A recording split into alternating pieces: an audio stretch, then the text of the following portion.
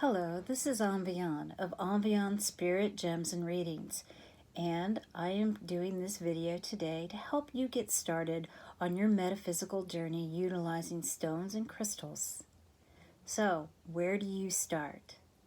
Well, the first place I would suggest that you start is by getting a good basic text on geology. So not running out and getting an exhaustive library on the metaphysical property and uses of stones and crystals, but getting some kind of basic geology textbook or guide that is going to teach you about the fundamental properties of stones and minerals. What are the different classifications? What are the different elements that they're composed of? What makes quartz quartz? What makes gem a gem? You don't need to go out and get a college level text or have a degree in geology, but just something very basic that's going to help you to understand how they're formed and what the different family and classifications are. The other thing I would suggest that you do is go out and get you some basic tools to help you observe and look at your stones. Again, very helpful in identification and getting to know what the different crystal structures are, what they look like, and how you may utilize them in your metaphysical work. All I have here is a basic magnifying glass or some type of magnifying instrument and a nice bright light that you can shine in and through your stones so you can get to know their property and their structures better.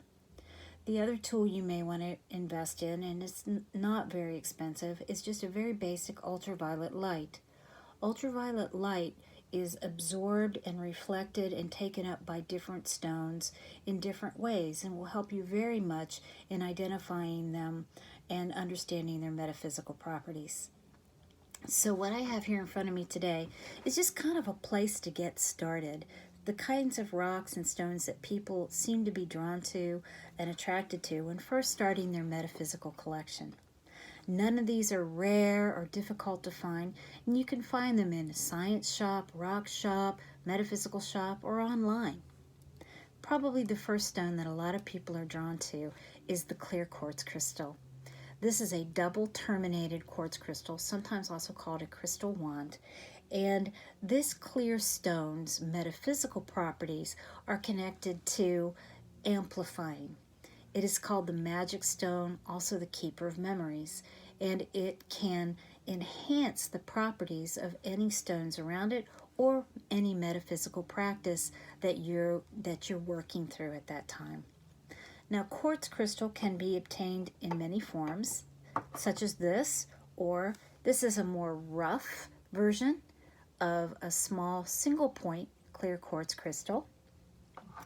You can get it in tumbled varieties, just meaning it's been put in a rock tumbler to make it smooth and shiny. So this is clear quartz crystal and that's been tumbled.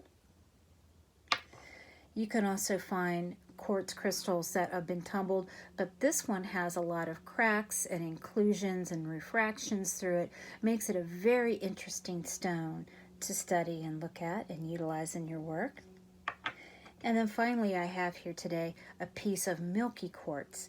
This is opaque, meaning it's not transparent like the others, and it has slightly different metaphysical properties. On the other side here I have some of the black or darker stones that you may start your collection with. Probably the first dark colored or black stone I ever had in my collection was a black onyx.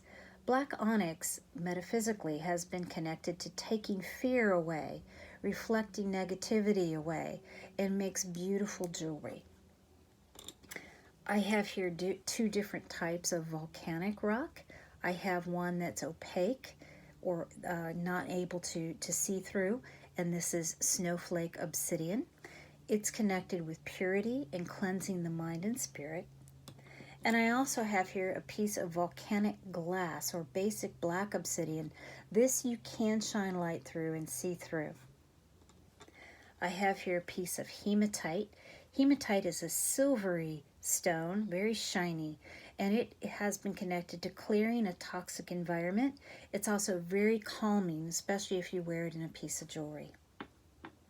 And finally I have here a piece of black tourmaline. Black tourmaline has this very linear crystal structure. It is capable of absorbing electromagnetic radiation and negative energies, and a lot of metaphysical healers and people that do medicine work use black tourmaline in their practices. So there's a very basic place to get started. Get a basic geology text and some tools to help you in identifying and understanding the different characteristics and properties of stones. And think about starting your collection with a beautiful clear quartz crystal, either terminated such as this one, or in a tumbled variety.